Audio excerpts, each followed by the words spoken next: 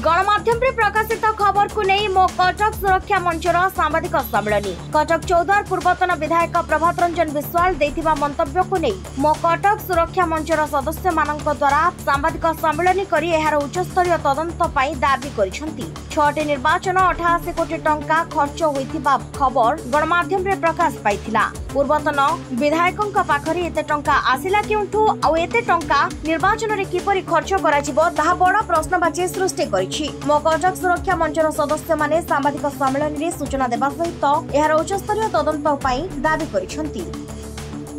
नमिता मंजरी साहू पूर्वतन corporator sales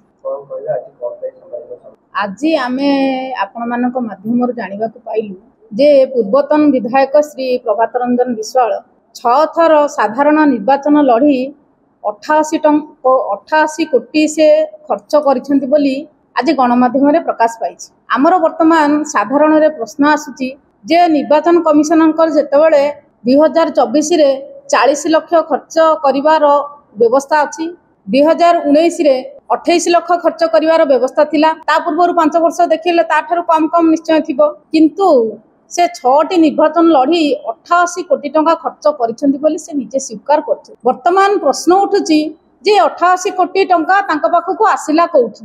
आगुरो chit fund case रे से बेल ले वर्तमान अछंती। जेतेबेले चिटफंड हिताधिकारी माने जेतेबेले तांकर टंका से पाई पारु नाहंती, एही समय रे एते व्ययबहुल निर्वाचन लड़ी से निर्वाचन जितुचंती तारु प्रमाण होउची जे से भोटर मानक प्रलोभित करी बा अत्यधिक पैसा खर्च करी से इलेक्शन लड़ीचंती एवं जीतिचंती। किंतु जे चिटफंड हिताधिकारी माने सेमानकर तांकर जो कष्ट अर्जित धन से माने एथिरे सारिछंती ए पर्यंत से पाई पारि नाही।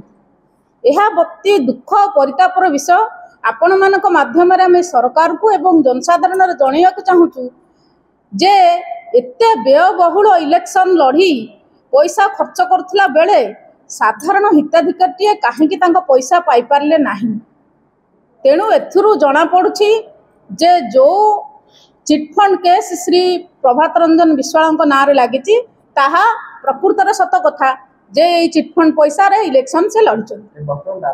वर्तमान दाबी होची जे हमर उच्च कर्तृपक्ष या ऊपर गोटे दृढ़ कार्यानुष्ठान निया जाऊ एवं ए जो टंका खर्च होईछि एहार गोटे तदंत करा जाऊ एवं सत्य सामना को आसु।